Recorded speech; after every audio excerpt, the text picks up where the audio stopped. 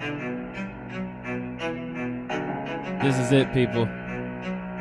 This is what you've been waiting for.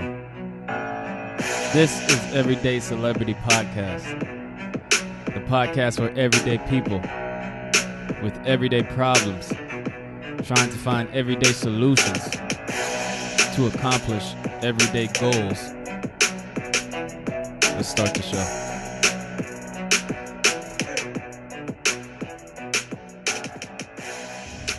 You. Welcome to another episode of Everyday Celebrity Podcast. This is your host, Jordan Owandi.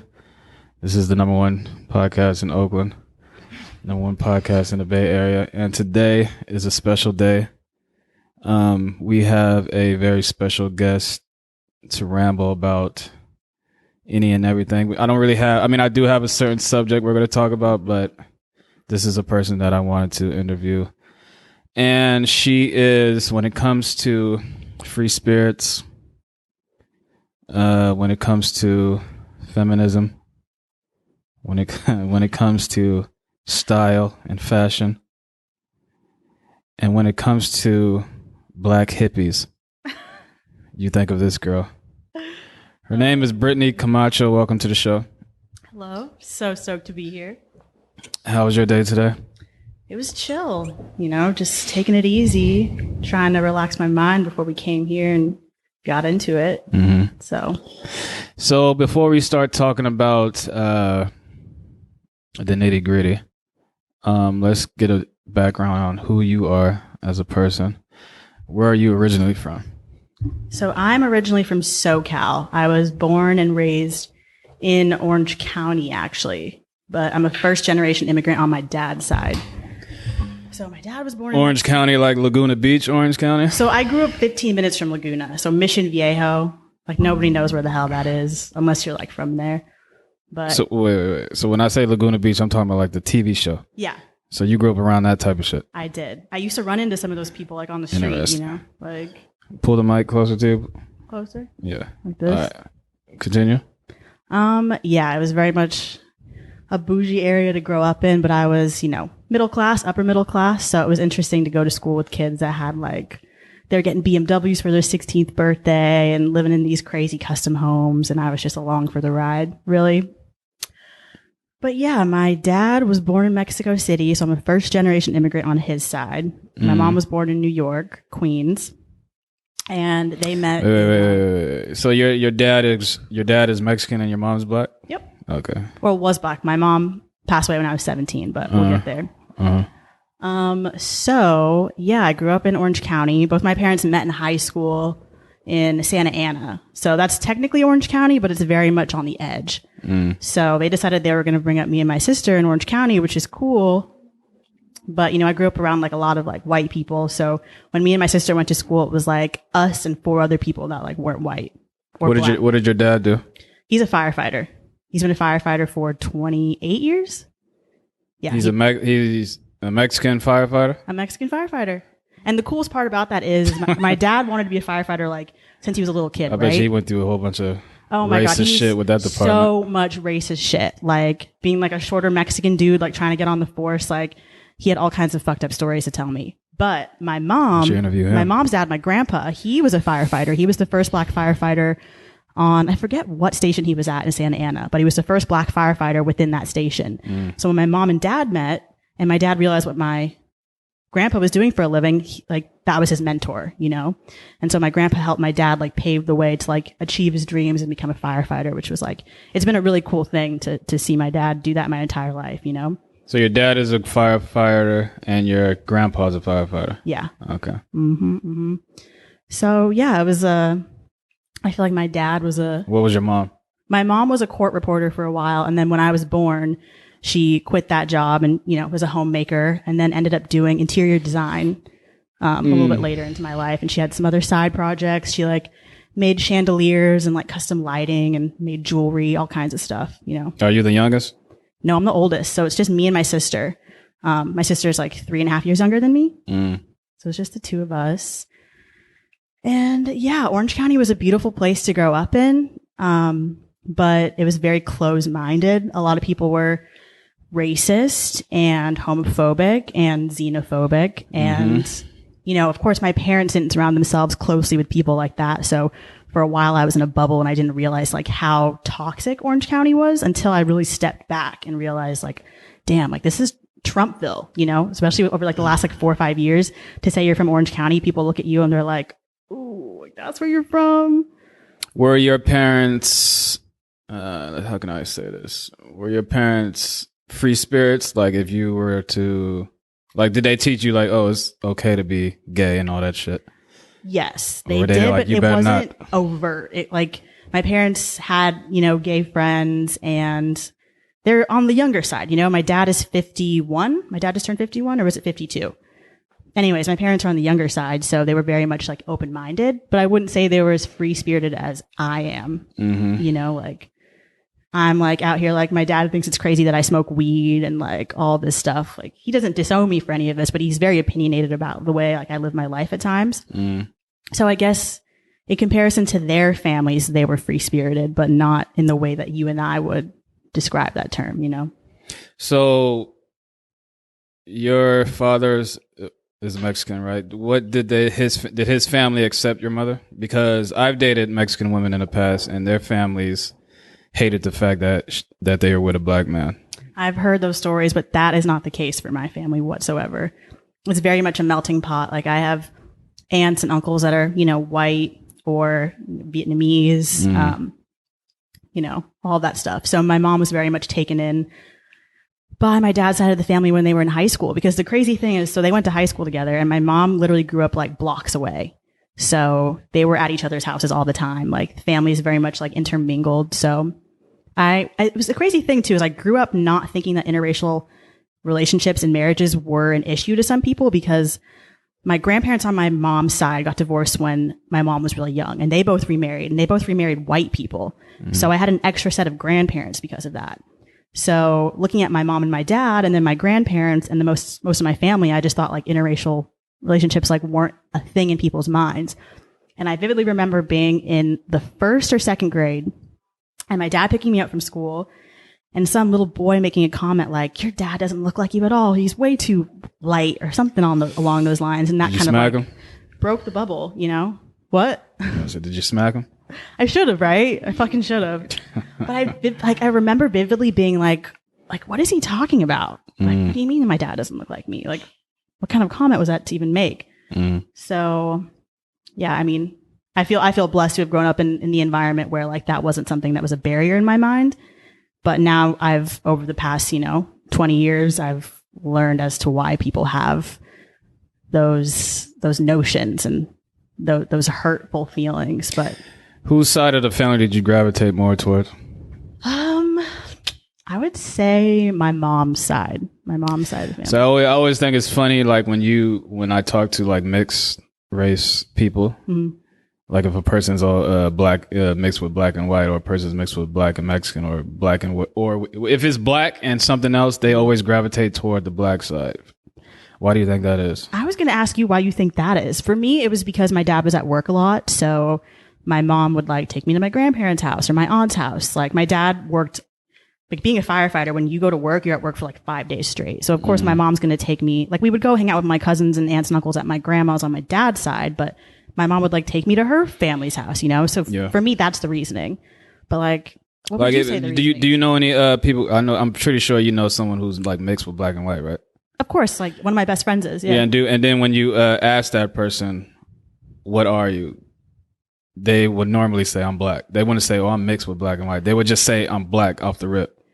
No, I think she says black and German because, Black and German? Because, her grandparents are both born in Germany. So, like, for her, she's very much 50-50. And it's funny you say that. So, if a random person walks up to her and says, oh, what are you? She'll say black and German. She wouldn't just say black? I think she would. That's an interesting thing. Like, I don't think so. I don't think about a lot of those things sometimes. Like, it's interesting, though. My dad made a comment to my sister. He's like, when I look at you and your sister, I feel like, you guys are Mexican. And it's like, for me and my sister, it's like, I claim both sides of myself equally. Like, I am just as black as I am Mexican. I'm just as Mexican as I am black. So it was really interesting for me to hear my dad say that. And it's like, you fell in love with a black woman. Your lives were intertwined so deeply until she passed away. But you see me as mostly Mexican? Like, nah, I have half of your DNA and I have half of hers. Like like when I tell anybody else who asks what I am as far as ethnicity goes, I'm half black, half Mexican.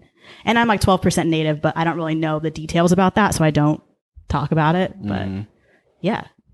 And what are your siblings like? My sister is extremely outgoing and funny, and she can be friendly, but she can also be rude. So like not growing up in college, like I very much was the, like you said, free spirit hippie gal. And my sister did the whole like sorority thing. Like she's very much about her Greek letters, you know, all that. And so she and I have like, was she like the only like black girl in this? She was the only black girl in this. I think there was one other girl. Yeah. So it was like, you know, she represented that bit of flavor for that sorority she was in. But like, I don't like those kinds of institutions. Like I know there's things to gain from there and connections, but I was not pulled towards that whatsoever. But like my sister and I, we have a similar sense of humor, and the way we look at the world as far as like feminism goes and politics go, we're very much on the same page. She's also very into fashion. She's extremely creative too. She just got a job at Netflix that she just started like almost a month ago, which is so cool. So yeah, it's like she and I are same, but different. You know, if you were to look at us side by side, like we look like sisters, but we dress differently and our circles are definitely different. Like a lot of her friends don't look like her. I guess, you know, same could go for me, but yeah. And that was just two of you guys? It's just the two of us. Sometimes I wish we had a third. It would be cool to have like a brother or something, but yeah, it's just me and my sister. All right. So growing up in Orange County, what was high school like for you? So high school, I went to Catholic school. I went to a private Catholic school for middle school and high school. So sorry for you. Right. So I went to public school until I think I was in 7th grade. It was all girls school? No, it wasn't all girls. Thank God.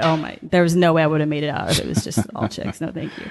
But, I went to public school up until 7th grade. And so when I was in 6th grade, I think like a month before I was supposed to start middle school, my parents are like, we want to tell you, like, you're going to this middle school instead of this one. And I thought I was going to go with all my friends that like I'd, you know, been so close to. So I freaked out like up until like the day before school was supposed to start. And then like a few weeks in, like things were good. Like I've like some of the friends I made in middle school that I went to high school with, I still talk to this day. They're some of my best friends. And while I was in the thick of it, I was not appreciative because I'm like, I have to wear a uniform and like I have to go to mass, all this shit, blah, blah, blah. And now that I'm an adult and I can step back and look at it, it's like my parents, like they worked hard to like send me to a place that they thought in their minds were going to give me more of an opportunity, where the teachers were going to pay more attention, where the classes weren't going to be as full. And now that I look back on it, I'm like, yeah, like I got a really great education, and I wasn't appreciative of it then, but now like I look back. I'm assuming it was a majority white. Yes, extremely. Yeah. Okay. I want to say in middle school, yeah, there was one other black person in my grade, and like in high school, there was me. In my grade, it was me, my best friend Shayna, our friend Brandon, and I think like one or two other people. But there was the only black people in like our entire like class. But, do you feel growing up, you like as you're grown now, looking back at your childhood, do you feel like you?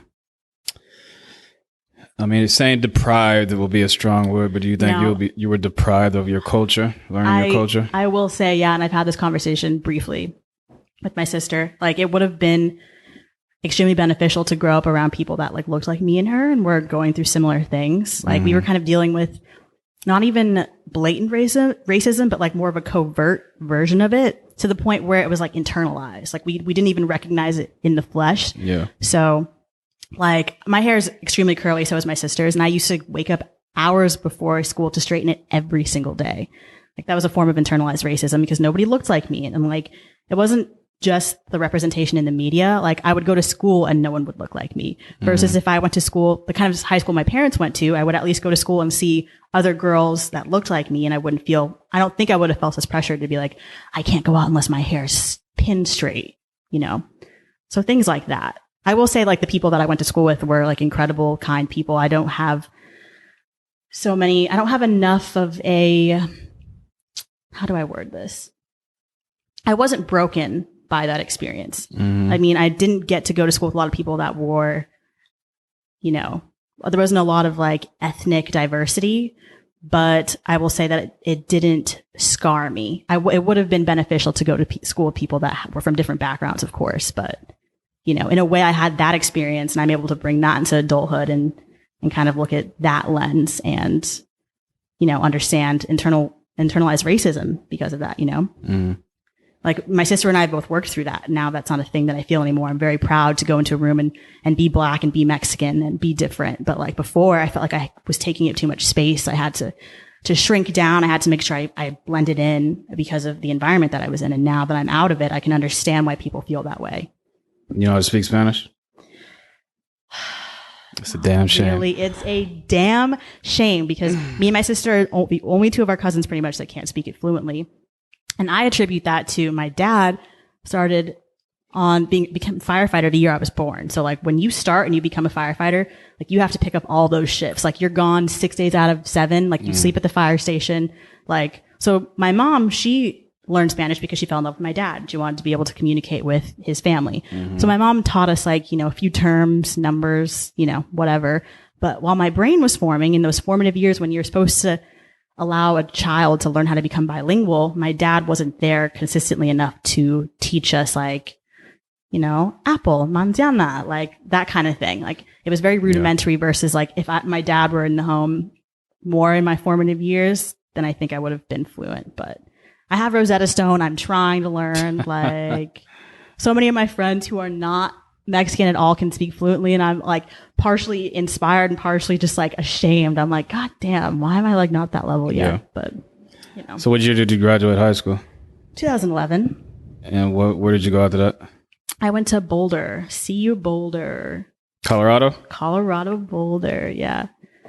Yes. A little bit of a party school, very much a party school, but like a very progressive school and a very progressive like place to be, you know. Why Boulder? I wanted to, well, first off, I wanted to be anywhere besides California. I wanted to get away from where I was at and just be somewhere new. And Boulder offered an opportunity to, I guess, intermingle with like more of an alternative lifestyle. You know, like I'm a very outdoorsy person and like my family, like I love hiking, I love kayaking, you know, rock climbing, all of that. And like my family is not really into all that. And I knew if I were to go to Boulder, I would be able to find myself within communities that embrace all of that. Yeah. So yeah, I chose that. And they had a great integrative physiology program because at that point in my life, I thought I wanted to be a nurse because I grew up, we have, firefighters in my family. We have paramedics in my family, you know, lots of first responders, people that are of service to others. So I thought my way of doing that would be to be a nurse. And so I applied for the integrated physiology program and I got into that.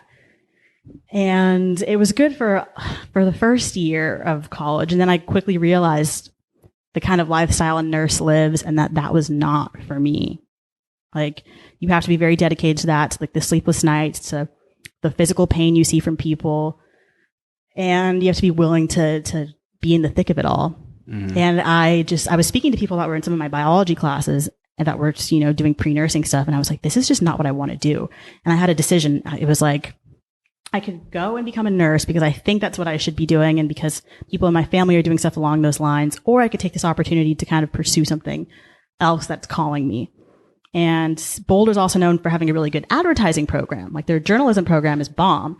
And, you know, just by meeting people and intermingling, like I realized this. And so I applied to the journalism school for a degree in advertising and I ended up getting in. And I had to do an extra year because of the transfer credits. A lot of them didn't apply to that school, but yeah, that's what I ended up graduating in, is a degree in advertising with an additional field of study in economics. So both of those are pretty much marketing, right? It's like economics, advertising makes marketing. So by having both of those, like it's my own like makeshift marketing degree. And yeah, I'm like really grateful because if I had went to another school that didn't have such a bomb advertising program, I don't think I would have even tried to go down that path, you know? And that brought me to having the skills to get to where I am today, even though it's very much different than what my degree is. Well, let's one step at a time. Let's stay on the college.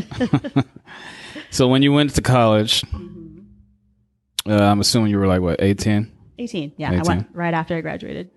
Okay. So did you find your womanhood when you were in college? Did you turn into a completely different person from high school to college? I did. I definitely did. Because I was taken so far out of where I was from. Okay.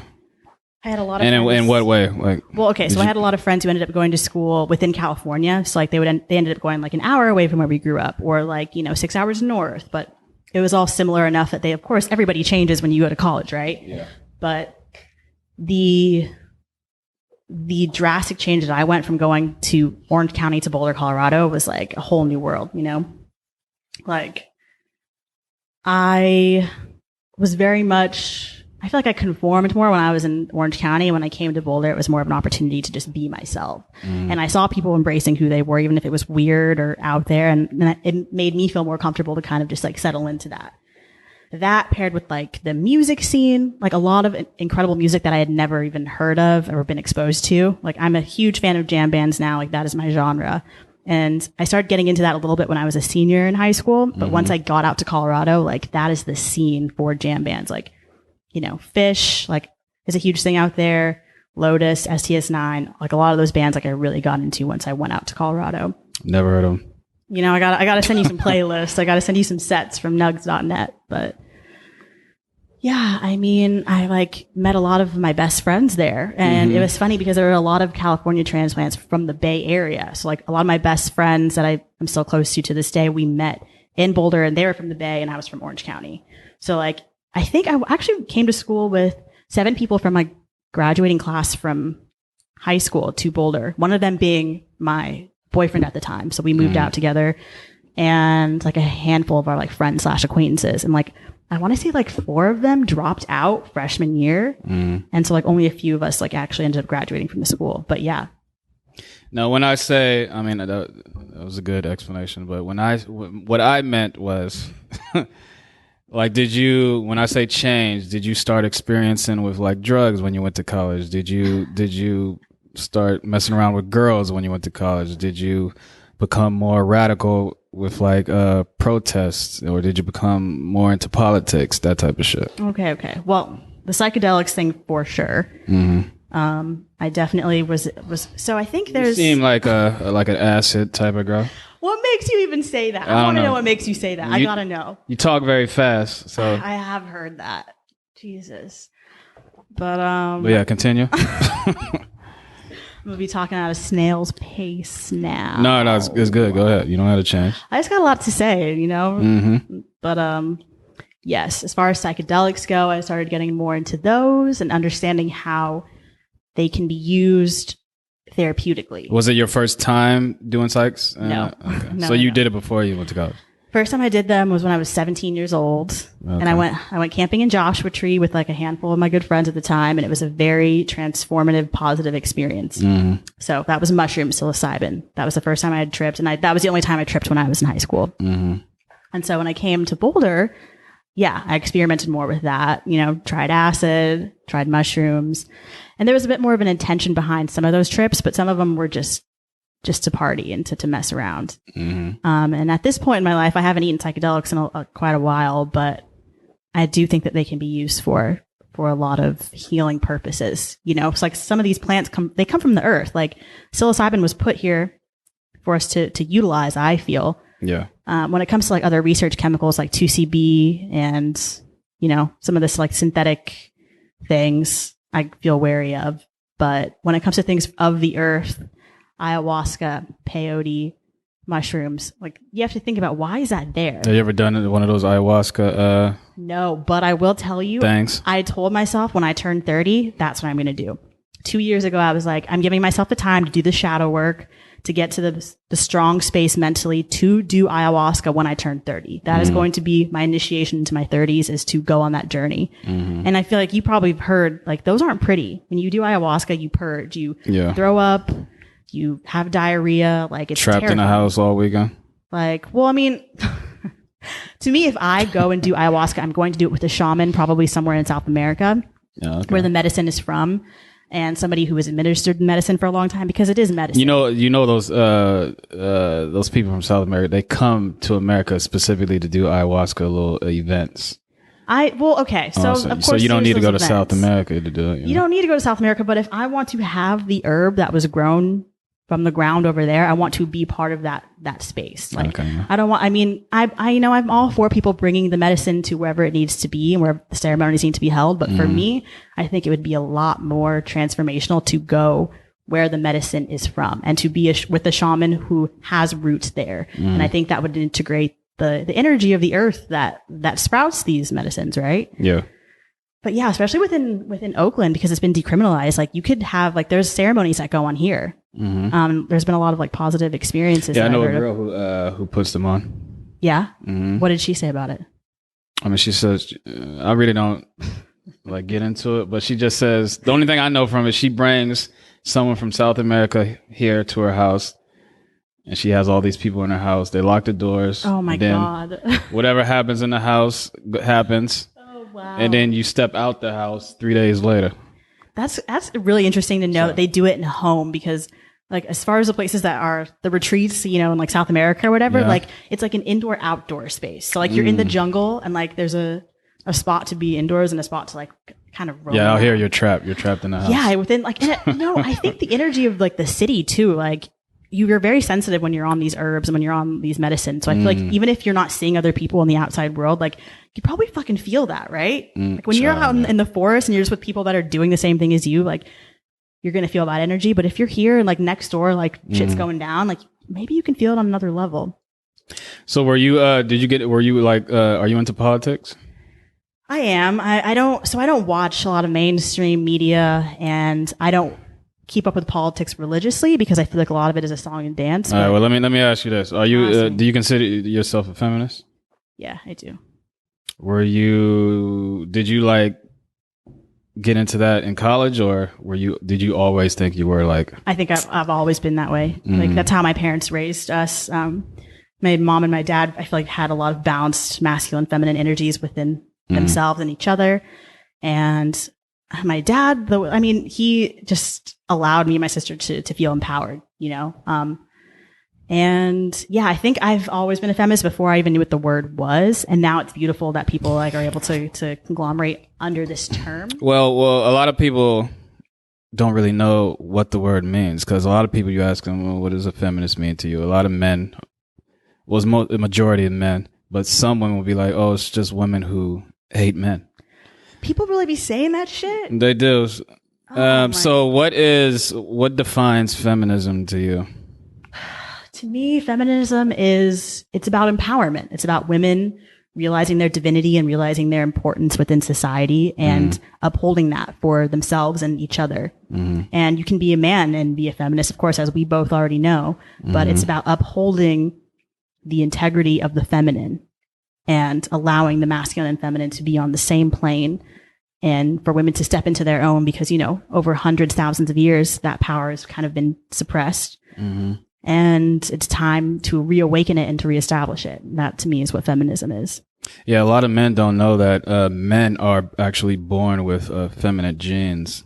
Yeah, they are. And it would be awesome if more people were aware of that. And to be a fully realized male, you have to have the feminine aspects within you. And to be a fully realized woman, you have to have the masculine aspects within you, right? And masculine and feminine, those are energies. It doesn't actually mean the sex, the genital. But those are energies that, to be a balanced person, you need to have both of those, and you need to respect and acknowledge those energies within other people. So yeah, that's painful. Some people are like, oh, women who hate men. Damn, who hurt you, bro? Who fucking hurt you? When did you finish college? I finished in 2016. Well, yeah. With a degree in what? Advertising, with an AFS in econ. Okay, so after college, you're in Boulder, Colorado. What was your next step? So for that first summer, I was working at a sandwich shop called Chiba Hut. I don't know if you've heard of that spot. Have you heard of it? No. So basically, it's like a Subway. So did you feel damn, I'm a college grad, now I'm working at a sandwich shop? No, because at that point, I was just woo, I finished. I'm just going to do my thing. No, at that point, I was So you didn't think, society lied to me saying I need to go to college. I did all this I was studying and paperwork and money and shit, but now I'm working at a fucking sound shop. I was in La La Land for a little bit, and then the next year, that's when all of that set in. And I was like, my dad even made a comment. He's like, you didn't even need to go to college if this is what you're doing right now, you know, in like a very real, but yet compassionate way. And so, yes, the dread set in, and I was like, I didn't even need to do this. Like, people made you feel like you were a loser unless you went straight from high school to college without even really knowing what the fuck you wanted to do. Yeah. Like, I fully changed my major for like, I did a whole 180 from like nursing to advertising. Like, nobody told me that there was an option to take a year in between or however long I needed to decide what the fuck I wanted to do. So, yes, I worked at this sandwich place. It was a fun place. It was 420 themed. So all the names of the sandwiches were named after strains of weed. There was like the Nug Pinner Blunt were the sizes of the sandwich. Like, you know, it was a cool place to work. And then I ended up working for the corporate side, and I did the corporate sandwich shop. Yeah, it was like, it's like a small chain. Like, it's a small franchise. Okay. So I ended up doing some marketing stuff for them. And how did you get that job? Did you like tell them like, you know, I have a, when you were like making this sandwich, you told them, you know, I have a goddamn degree in. Yeah, it was that simple, you know, because the people I worked with, we were all like chill. So we like all knew each other's life stories. And so they gave me that position. I did that for a little bit. And then I was in a relationship that wasn't so great that I ended up leaving. And wait. We can't gloss over that.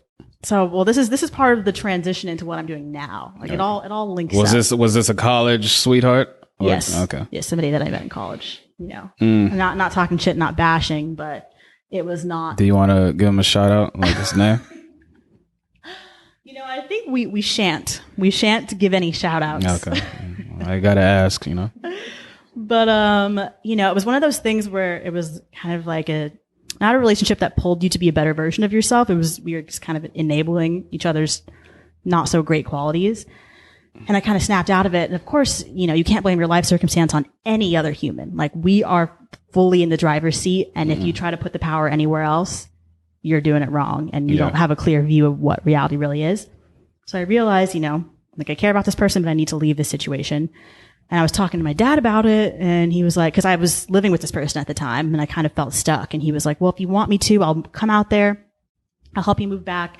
Your uncle has a place open at his house and you can live there while you figure out your next steps, which was so awesome. Like, I'm so grateful to have my family and even have that as an option. But did you want to go back to California? Well, no, we had been talking about it for like 6 months prior. Like, my dad brought up the idea to me and I was in denial, and it took me like a good 6 months of really thinking about things and seeing my situation kind of get worse and stagnate before I made the decision. Like, you know, I have a family that loves me, that they're helping me come up with options, and I'm not as stuck as I seem to think that I am. Did you feel like you had to leave Colorado to get away from him, or could you just break up with him and still be in Colorado? I could have, but I will say I didn't think there was many career opportunities because I was kind of looking for something else. Oh, okay. Yeah. And I wasn't finding stuff. Like, I was finding jobs I could have taken, but it was stuff that I knew I would have woken up and hated going to every day. And I was telling my dad that, and he was like, well, come back to California. There's more things to do here. And he was 110% right. So no, I will say the reason I moved away from Colorado was for more of a job opportunity aspect, because I love Colorado. Like, that place helped form me to be who I am. And even though I moved from Boulder to Denver after I graduated and it wasn't a great fit, like, I still attribute that place to being part of my evolution, you know. But it was just, you got to know when to hang up the phone sometimes. You got to know when something is done, and you've got to just sometimes go back to your roots. So that's what I did.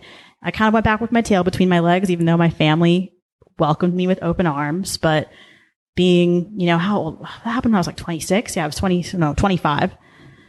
Yeah, I was like a little bit like ashamed, like, fuck, like, this didn't work out the way I wanted it to. And like, now I'm living in my uncle's house, like, not paying rent. And even though everybody invited me here, like, I fucking feel like I'm losing. And your uncle was in Southern California? Yeah, he was in Santa Ana, at the house my dad grew up in, actually. So now he's the owner of that home because my grandparents passed away.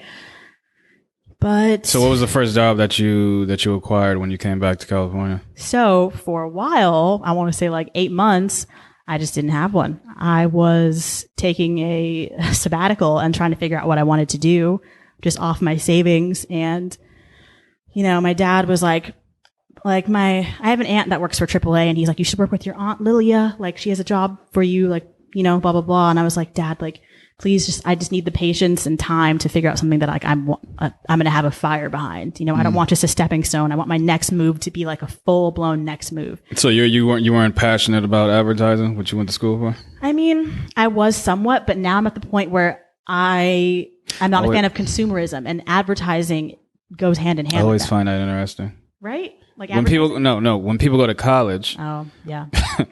And then they spend all this fucking time. Well, that's a societal thing. And then they get out and they're like, oh, I don't even.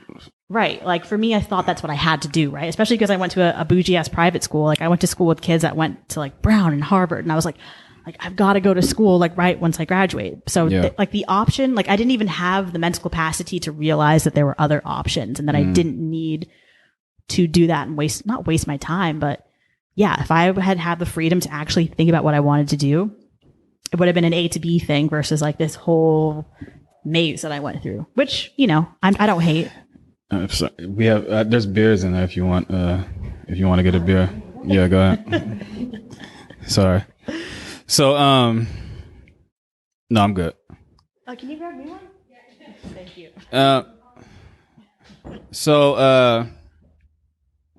Damn, what were we talking about? Yeah, your sabbatical. Mm-hmm.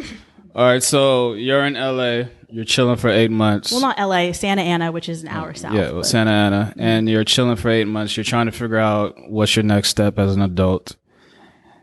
Take it from there. Mm-hmm. Okay, so I've always been very into fashion. Yeah, you know, especially like growing up, going to private school. It was something that I longed to really embrace.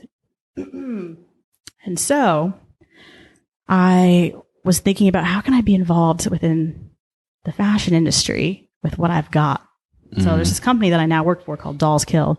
And I started shopping there when I was in college, and they would sell a lot of alternative stuff. So like I went to a lot of raves and festivals and like really like came into my own when it came to fashion in college. And this company. Yeah, you do. I was looking at your Instagram. I don't mean to keep interrupting you. No, you're good. When I was looking at your Instagram, you have a whole, I get the old Burning Man vibes from you. The funny thing is, last year was supposed to be my first year at Burning Man, but of course, COVID, you know. I was supposed to go to that one too. Oh my God, it would have been so fun. Like, yeah. Where were you going to camp if you were to go? I was going to camp with this girl that I interviewed on my first season. She's a part of this like Burning Man group. Mm-hmm. And one of the head person of her group is a guy who works on Star Wars movies, like graphic effects and shit. So he's like this rich motherfucker in San Francisco. And I met her at this party. It was like this Burning Man party where they have like this barge, and it's like this musical barge where like people rent out and like want to throw parties, and they use it for like Burning Man. It's like this huge bus that has all these speakers and shit, like art car type. Yeah, something like that. So I met her at that party, and then I interviewed her, and then she was like, "Yeah, you should come." So long story short, it didn't happen. So anyway, right? Like thwarted. Like we'll go at some point. You know, it'll be fun. Yeah, but like within college, I fully embraced the festival scene, and like by going and being in the festival circuit, I saw people just wearing all kinds of cool, crazy shit, right? Like and within those environments, like you can go up to somebody and be like, where did you get your outfit? And people will be like, oh, I made it. Oh, it's vintage. Oh, I got it from here, here, here. And a lot of the places people would say were Dolls Kill at that time. And I was like, this company's so cool. I ended up shopping there a lot. It's called Dogs or Dolls Kill? Dolls. DOLLSKILL. Okay. Dolls Kill. Based out of San Francisco.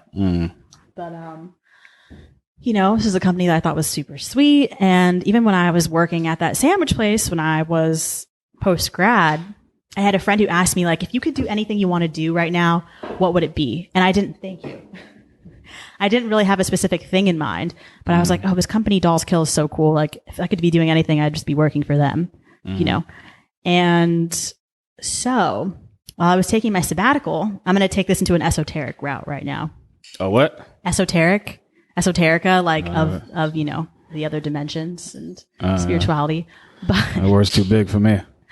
So when I came back home and I was living at my uncle's, it was very much like kind of a low point, like very much like a dark night of the soul. Yeah. And you know, when you're in those spots, like you're willing to do anything to climb out.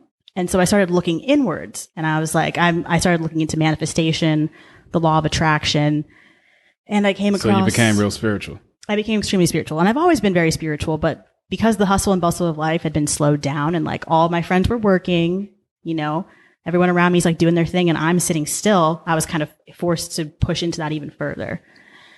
And so I'm like learning about manifestation and mantras and how to create the reality that you want by means, not by like physical means, but by mental means.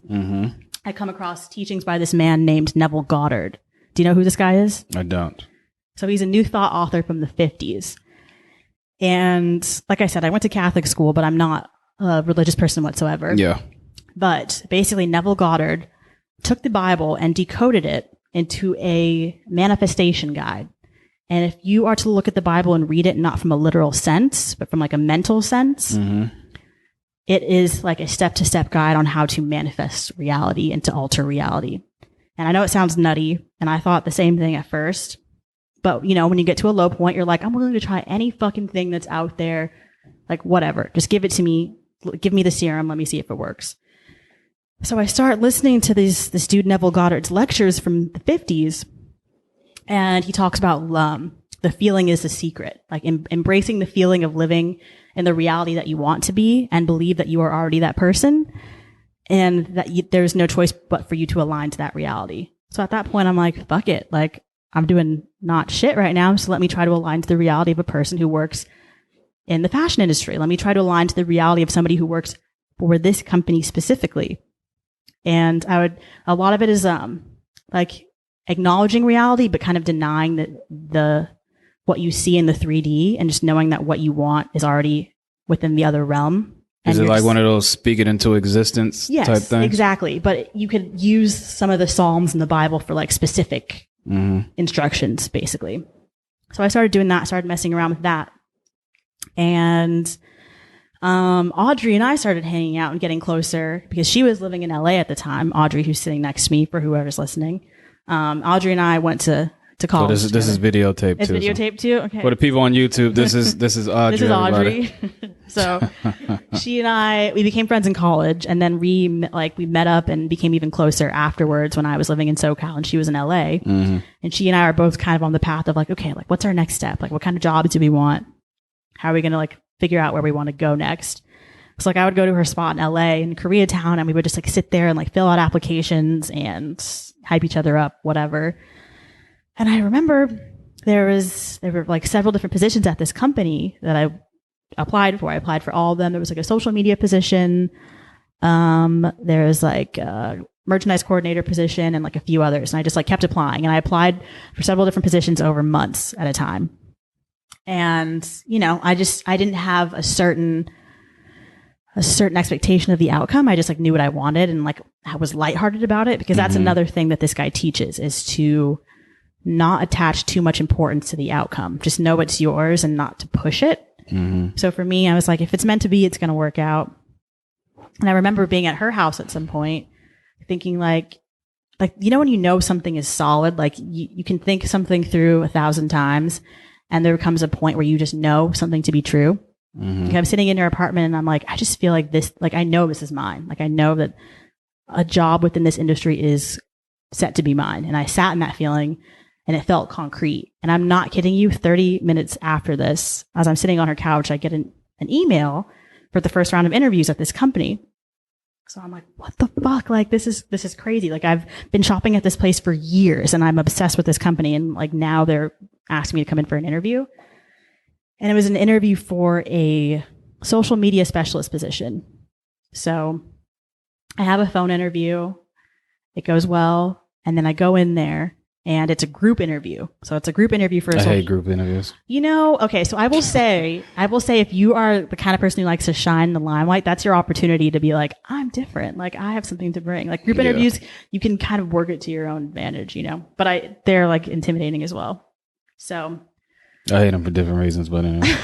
Well, what are your reasons you don't like them? Well, speaking of your story, like, I always wanted to work at Urban Outfitters.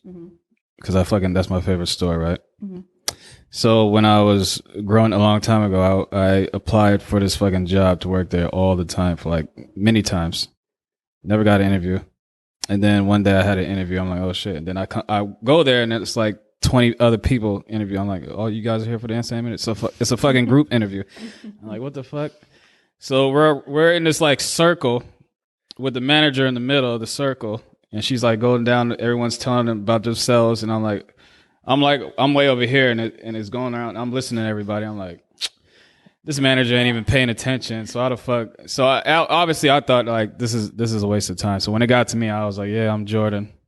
I'm just here to fucking, for the interview and shit because I like this store. Because everyone's like, oh, this is my dream job. I want to work here. I've been thinking about this my whole life and shit like that. So I'm like, this manager's hearing all these like 20 people talking. How the fuck is she going to remember one person out of all 20 of these people? So that's why I hate group interviews. I mean, obviously I never got hired. So that's another reason I hate it. Because there's two sides of the coin. It's like, especially when you get to be the last person and you get to hear what everyone else says, then it's like, all right, I'm going to do this. I'm going to do something so they remember me. Yeah, fuck that. But like, I didn't realize it was a group interview until I showed up. And they told me when they emailed me, they're like, it's very casual here. Like, so, just keep that in mind. So in my mind, like I've heard the term like dress for the job you want, not the one you have. So like I knew this was a cool ass fashion company. And I was like, if I show up for this interview, I'm going to show up how I would dress if I worked there. So I wore this like fly ass outfit, right? Like I wear this like cute ass, like I had this cool like button down shirt. Like half of it was like leopard and the other part was like this orange floral. And like there was like plaid on the arm. Like it was very unique. Like I thought my outfit was fly because it was. And so I show up to this cool ass office and the woman who checks me in is like, that is like one of the coolest shirts I've ever seen. Like she called over another woman and is like, have you ever seen a shirt like this? I'm like, no, we haven't. And of course I go in there. Did you lie and say, I designed this? Right. I should have. That's outside what I would have done. But, I go in there and everyone else, not everyone, but like the majority of the people in the interview are dressed very much like business casual, like gray button down, black pants, like kind of plain. They look at me with like my white platform docs on and like my baggy pants and my like button down shirt that's open with like a little tank top under. And they're kind of like the vibe is interesting already as we're in the room with our resumes on our laps and shit. Mm-hmm. So I go into the interview. It's like a few hours long. They'd have us do group like exercises. Like it's cool. Everybody I'm with is cool. Like the vibe's good. And at the very end of the interview, this woman who's in the buying department comes in and it's like, we're like looking for people for the buying department. If you're interested, please let the recruiter know and we can, like put down your social media so we can like take a look at like what you've got and, we'll reach out to you if, we're interested. So of course I was like, in my mind, I came with skills for marketing, but I was like, I just want to work at this company. Like, fuck it. I'm going to make sure that they know, like, I will take that position as well. And so one of the buyers from the department, the shoe buyer, like hits me up on Instagram and is like, hey, like, I saw you like were interested in the position on the buying team. Like your stuff is cool. Like, do you want to have a phone interview within the next few days? And I was like, fuck yeah, I do. So it goes well. And, I end up coming in for a third interview and that goes 3 interviews. It was 3 interviews because, this is like, this is a serious Apple? company. What is this? Right. Like, but that's how I knew, like, like I have imposter syndrome, but I remind myself, like, I went through 3 interviews and like, if they didn't want me working there, then I wouldn't have made it through the 3. Yeah.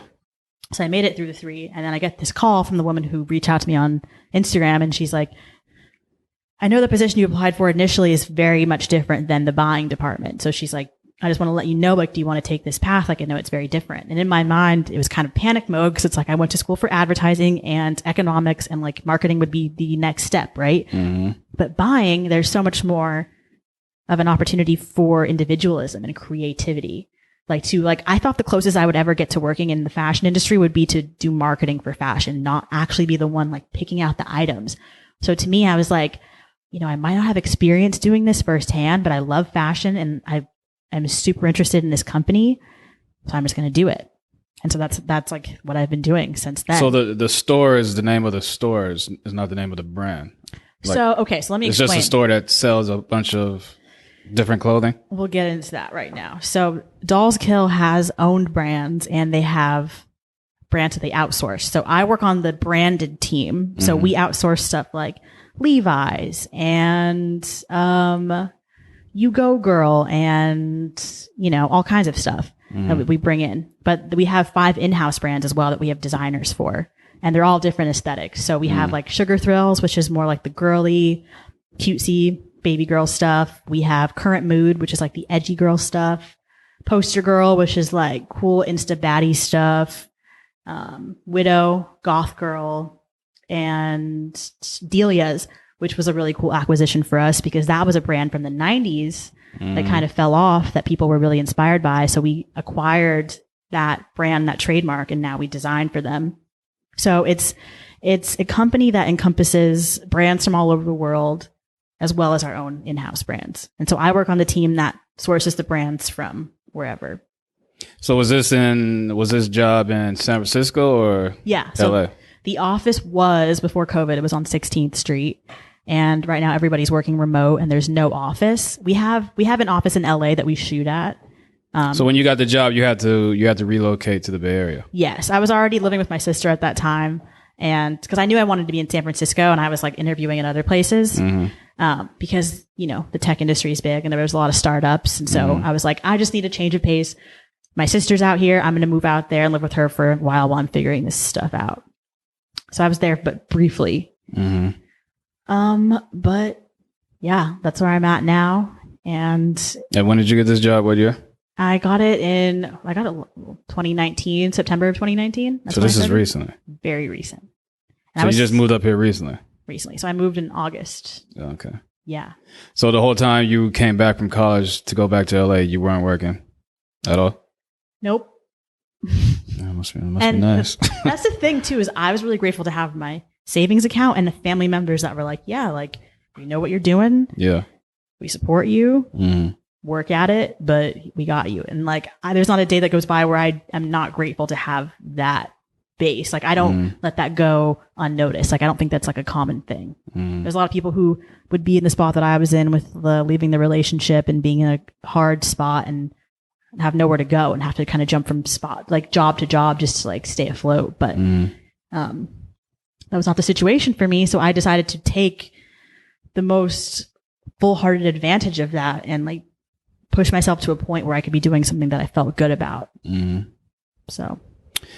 So you come to San Francisco.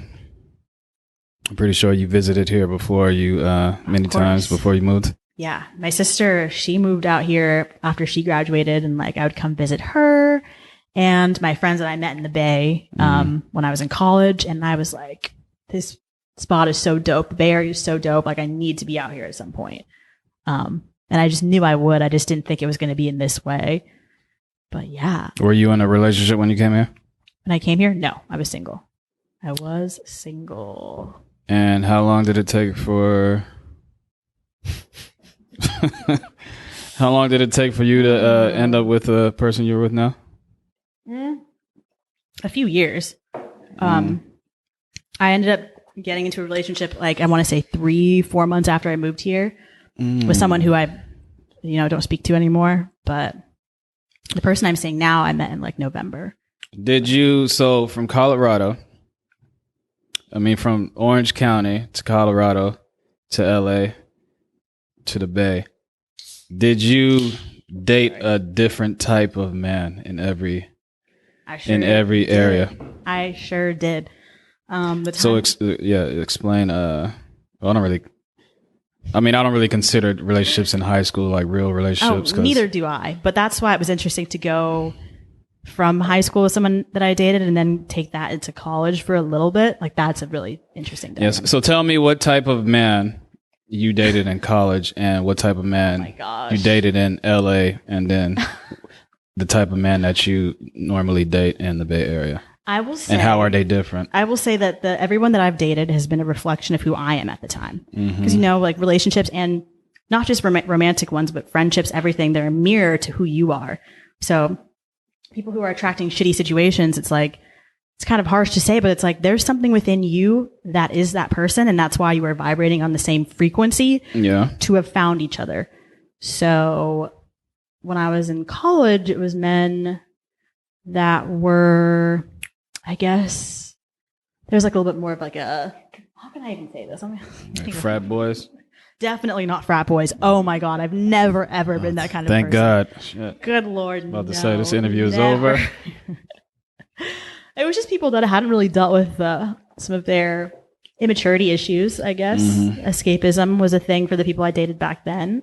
And And when I was in LA, not LA, because you keep saying LA and it's making me say LA, but I was living in Santa Ana and I was having my fun in LA. What is it? That's LA County, isn't it? No, it's Orange County. It's the edge of Orange County. Okay, well. But yeah, barely Orange County. All right. When I was in LA, it was more people that were looking for fun, open experiences. People that were loving and caring, but not to the extent of like being committed. They were like, we're going to experience things from each other. Yeah. And we're on our own spaces and this is what we're doing. And I was very much on that page. Like that was the feeling at the time. And now I'm embracing the kind of relationships and friendships that bring me to a sense of like divinity. Like I'm looking to see oneness in the people that are around me. Like I want to see the creator within you and every other person that I encounter. Like to me, I'm trying to get to ultimate oneness and realize everybody is my brother and sister. So now I am attracting relationships and friendships that mirror that back to me. Like love and devotion and commitment, all of that stuff. Were the majority of men that you dated in college, were they white? Yeah. And I will say the only reason is because I went to a mostly white school. It wasn't. Yeah, of course. I mean, you like my dad, date what you're around, right? And my dad used to kind of give me shit for that a little bit, but I'm like, Dad, you sent me and my sister to a school where there's like 5 fucking black people and like 3 Mexican people. So what do you think the odds are? Like, you know, especially if it's like with other people of color, when you come into a situation like that, it's almost like you are my brother, you are my sister. It's like when we weren't looking at it in a romantic way. It's like we're like forming a coalition, you know. It's like and my dad was like so weird about that for a second, and I'm like, yo, you put me in these situations where there's mostly white people, so I'm going to fall in love with white people because just the odds. That's it. But when you left Colorado and went back to LA, Orange County. Oh yeah. Did you continue to date the majority of people were white? No. It was definitely a mix of people, all kinds of ethnicities. Yeah. And then when you came to the Bay?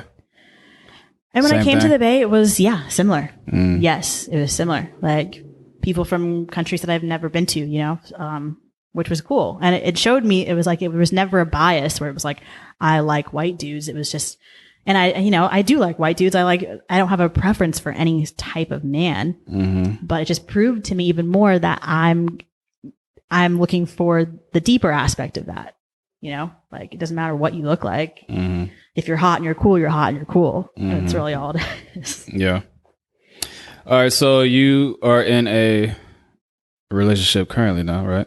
Yes. And and it was we talked about this off the air, but we're going to dive into it now. We're only going to dive so far into it because these are people that have personal lives as well. Yeah. We're going to dive into it to an extent. So basically, we're not going to name any, but you were in an open relationship. I was. Now define open relationship. Open as in being committed to somebody, but experimenting with other partners. So you were allowed to have sex with other people? Yes. And so was the person that I'm with. It was very much an equal thing, you know? And he can do the same thing? Mm-hmm. Were there any rules like, oh, you can't bring so-and-so home, but you can do it at their house? The only rule really was just being open. Like if I'm going on a date or you're going on a date, we're going to let each other know. Like this is what I'm doing. And just being safe. And that was really the only rule. Was this the first open relationship you ever been in? Yes. Okay. So you meet this guy. How did it come about? Like, well, I was the one who initiated that, and the people that I was seeing 2 people, and it came to the point where, you know, this is something that I've been wanting to explore, and both these people were down for the ride and down for the experience. So how did you choose between those 2 people to make it official? Oh my gosh, there's no. Well, I did, but oh my gosh, I don't want to get too far into. Were you like, I'm going to go with this guy, and then be like, yo, this is what it is. Did you present the offer to both of them, and then one of them was like, no, I don't want to be in an open relationship. So you were like, okay, this guy is it. No. The person that I'm with now, there was a deep connection, and we made each other our primary partners, and so that's how that went. Was this the first open relationship for the guy? Yes. Everyone involved had not done this before. So this is a bunch of novices coming into to quite an elevated state of being. You have to have a certain level of maturity and acceptance to do something. Why did you want an open relationship? Why couldn't you just be, I don't know, like monogamous? Like friend? Why did you have to be committed to him? Instead of just be like, okay, we can still see each other and have this connection, but we don't need a title. You know what I'm saying? Well, we wanted the deepness and the intimacy. But you can still have that without a title.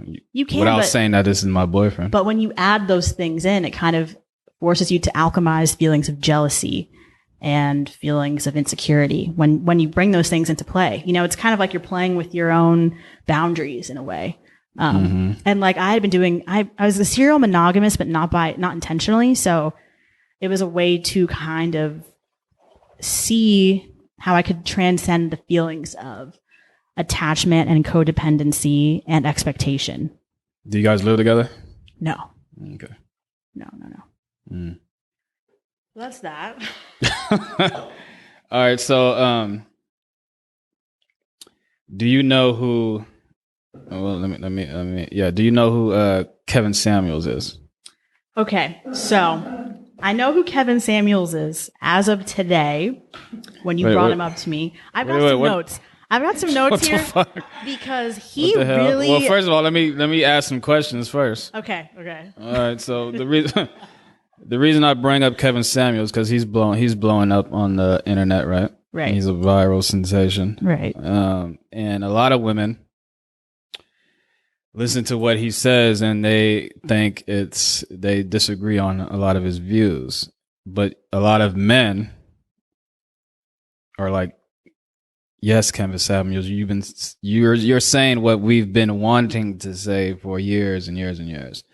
Now, I listened to a lot of Kevin Samuels, I listened to it just to see what the fuss is about. Mm-hmm. And Kevin Samuels is basically, he says, this is one thing that he preaches, that a lot of modern women, right, let me finish. A lot of modern women, right? Especially, he specifically he talks about all women, but he specifically talks about black women, right? And he says a lot of black women nowadays don't respect black men. A lot of modern women need to go back to like the years of their great grandmother and be submissive to the man, be like housewives and shit like that. Mm-hmm. So. And a lot of women call in on his show, right, and say, "Oh, well, I want a man that's this and this and this," and then he says, "Well, what makes you deserve a man like that has this and this and this when you only have this and this and this? So you're not on the same playing field. So how can you attract a man with this and this and this if you don't have this and this and this?" So basically, he says a lot of shit like that. Now, what do you think on some of those views? Let me tell you what I think on some of that. So it's funny you say the modern woman thing because I would never have had this man's information in my sphere unless you brought him to me, because this is very much third dimensional. So you never heard of Kevin Samuels before? No, because I'm not into the 3D shit. I'm into the 4D shit, you know? So this is like, I started to feel very emotionally charged when I started listening to this clip. So I made sure to like write things down. So I wasn't coming from a place of just pure emotion and like facts and crazy shit this man was saying and his demeanor towards this woman. Mm-hmm. So for anybody listening and for you both, the clip that I was listening to was called "Modern Women Learn That Life Is Not a Game." So I was like, okay, the term modern woman, it's like using that in just at all. It's like, of course, the woman of today is going to be modern, and we're mad at that. Mm-hmm.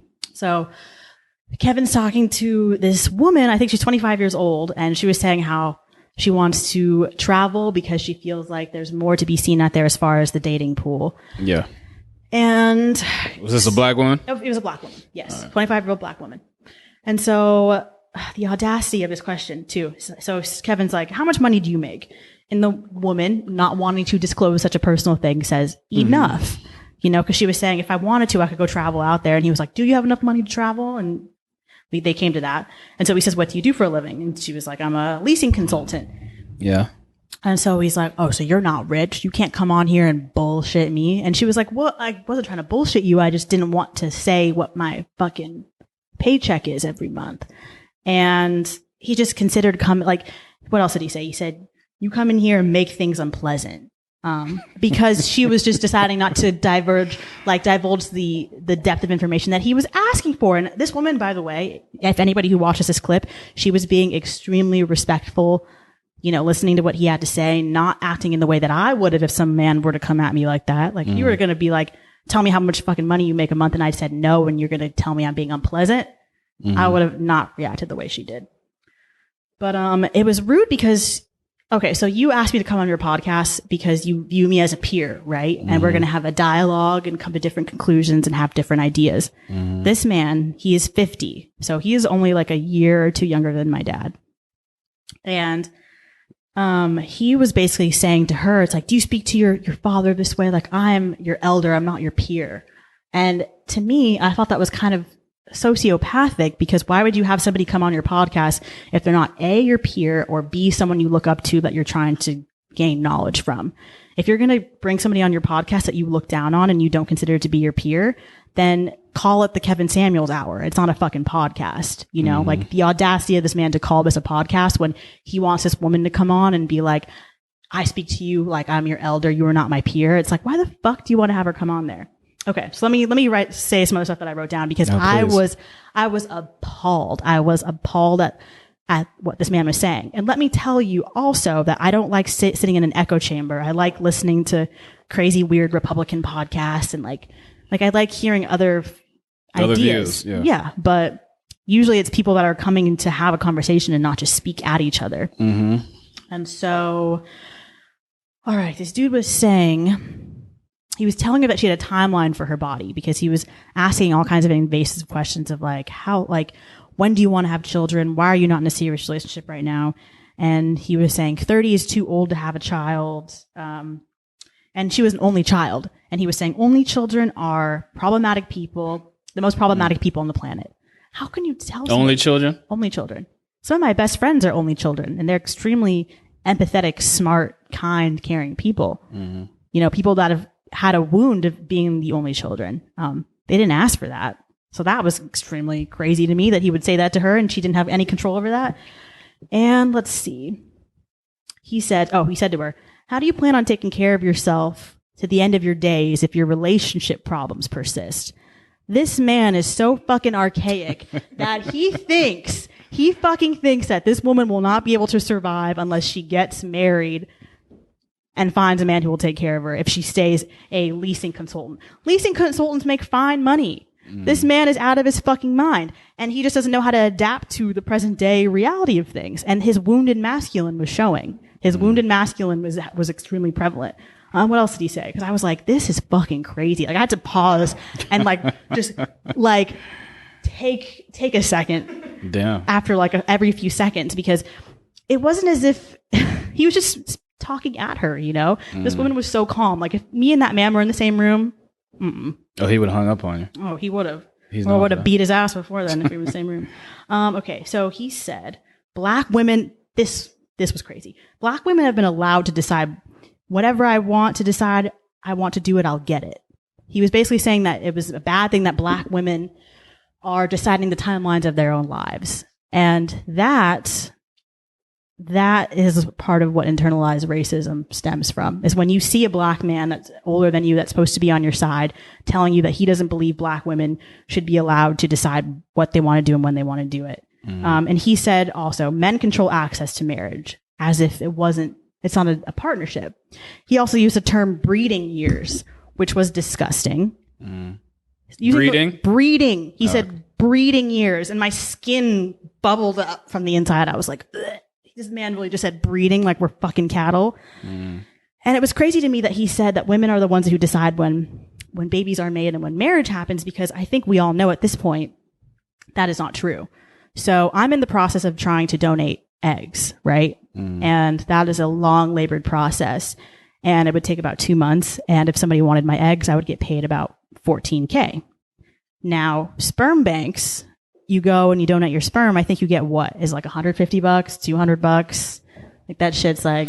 Wait. So this is what I'm trying to talk about. So you're donating eggs? I'm donating eggs, yes. Why are you doing that?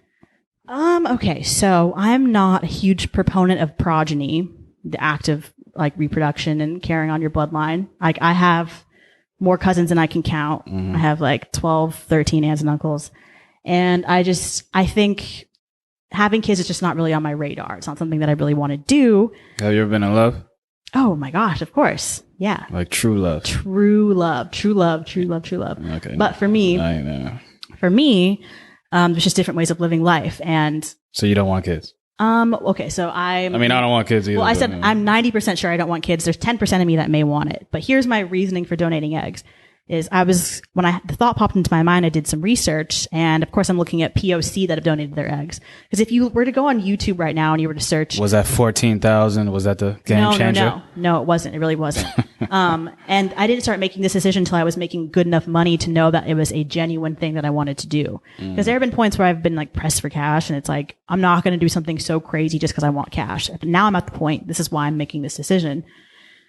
Is if you were to go on YouTube and search egg donating process, it's like almost all white women, right? So like I had to specifically search out POC BIPOC that were donating their eggs. And one woman made a point and she was like, the percentage of Black, brown women who are donating eggs is small. That pool is tiny.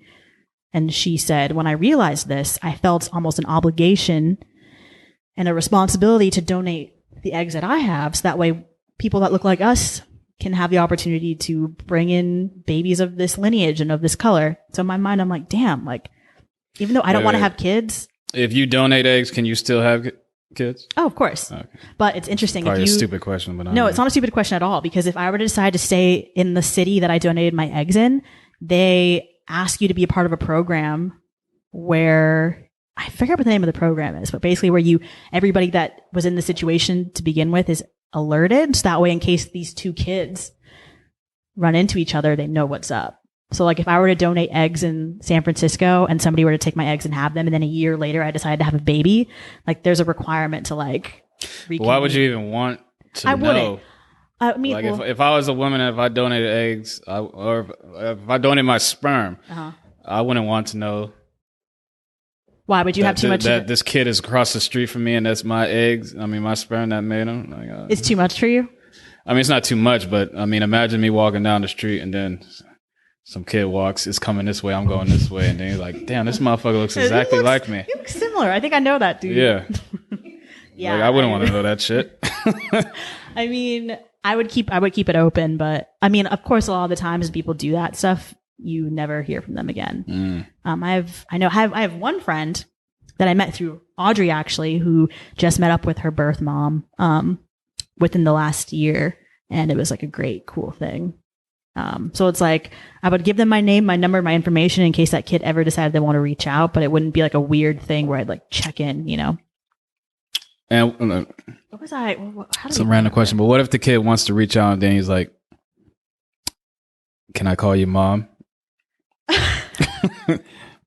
You know what? I don't know. I would have to deal with that when I got there. I don't think a kid would do that though, because when somebody raises you, like those are your parents. I think it would be like, you are a piece of me, but I'm not going to call you mom. Like, I don't think anybody actually does that. There are some kids who are adopted who are like, never been around their birth mom, been raised by the adoption mom, considers them their mom, then they meet, and then they're like, oh, I still want to meet my biological parents. And then they end up like, boom, right, calling them mom. But anyway.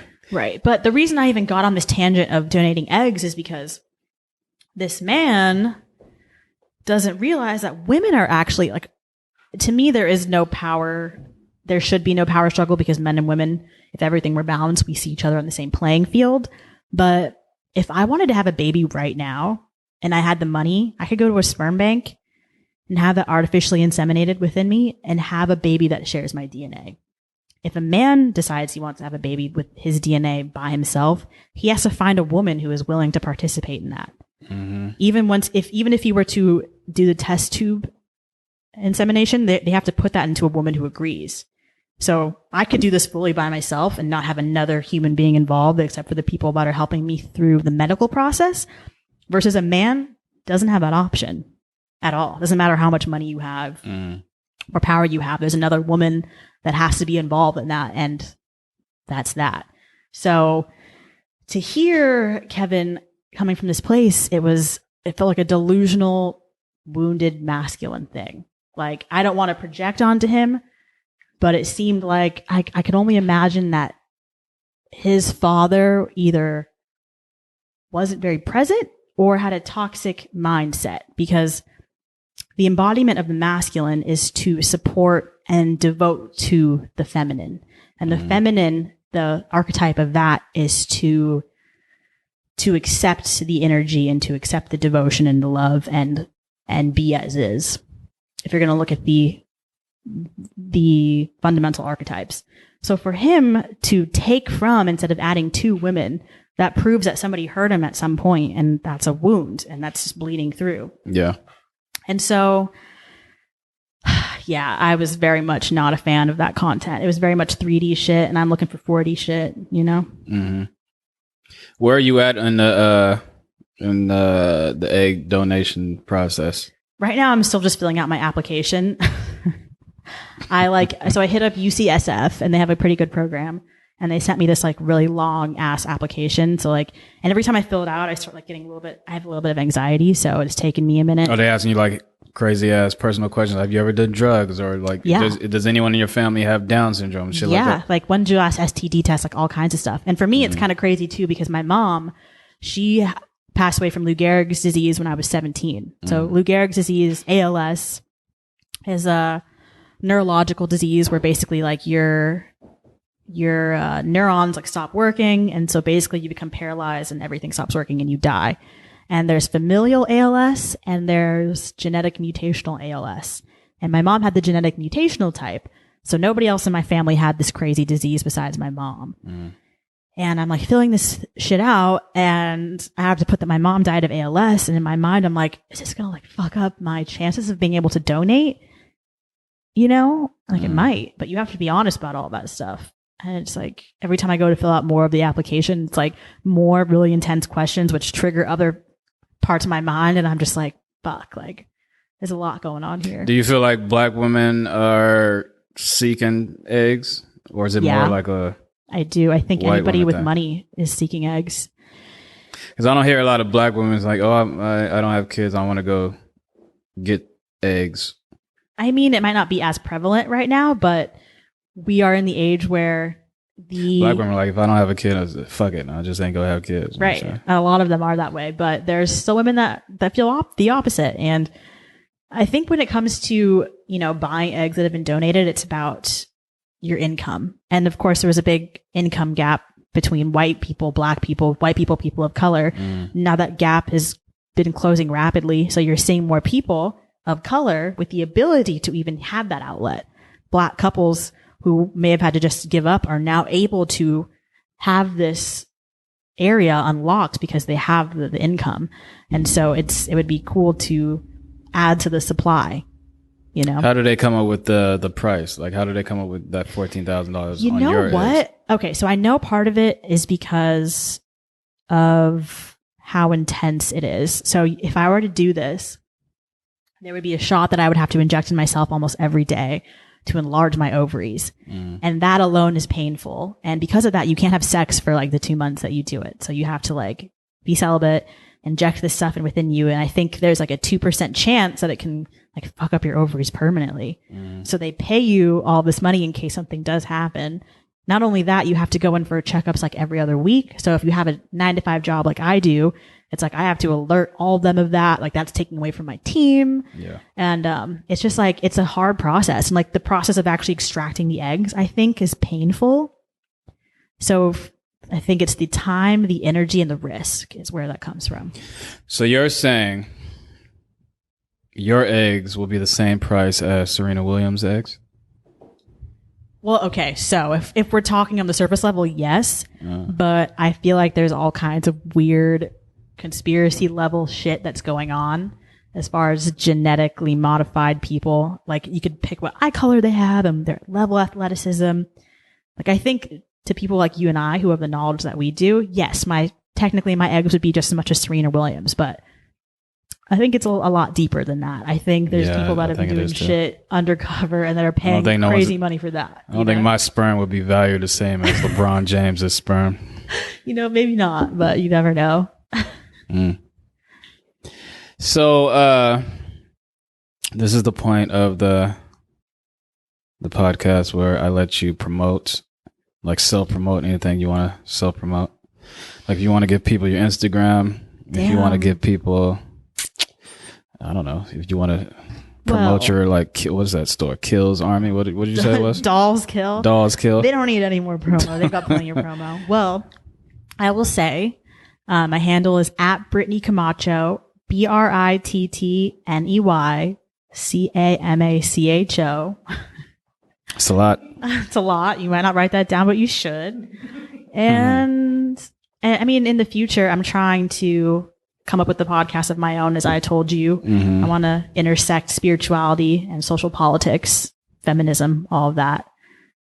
That's still in the works, but anybody who's interested in knowing what I'm doing, follow me and you'll be updated when I get inspired and when things start moving a little more. I don't. So the podcast is the only thing you're currently trying to working on, or what? No. So personally, this is another segue. I've been very into past life regression therapy, and explain that to me. Okay, so you've heard of the concept of past lives, right? There is a type of hypnotherapy that can get you so far induced that you start talking about past lives, and basically you connect with your higher self and versions of you in another timeline through this form of hypnotherapy, and you can heal intergenerational trauma that way. And I've been obsessed with this topic since, like, I want to say 2014, when I found a book by Michael Newton called Life, what was it called? Life Between Lives? Yes.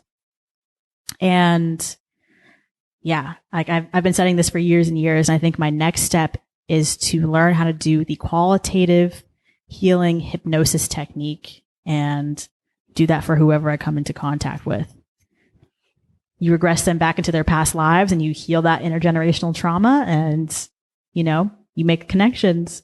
And that's the project I'm working on next. Dope.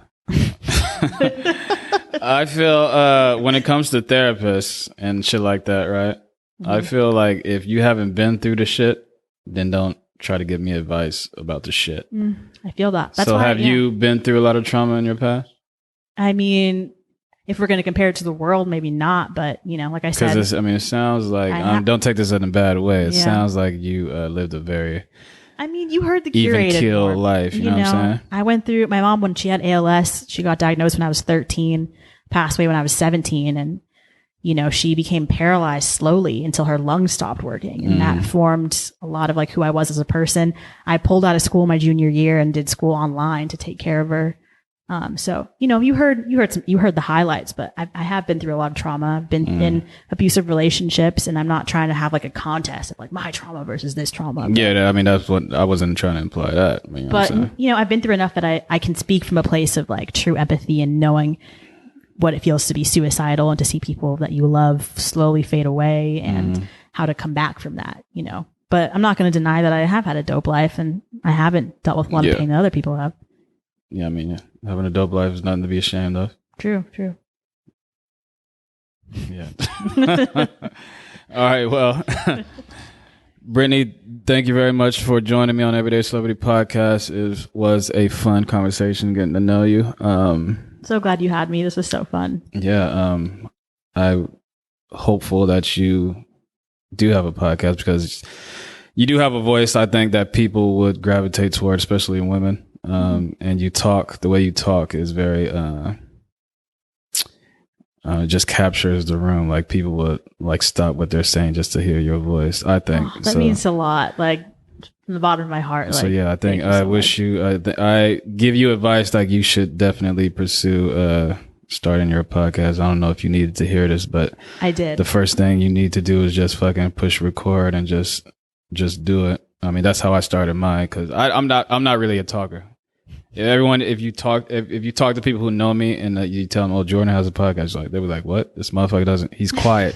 He's quiet as shit. So you asked the good questions though. I appreciate that. That means so much. So yeah. Everyone follow her on Instagram. Check her out. What she's doing, and I don't know, send her a DM saying I want to be your guest on your podcast. Yes, please do. So yeah, this is Everyday Celebrity Podcast, and we are out. You.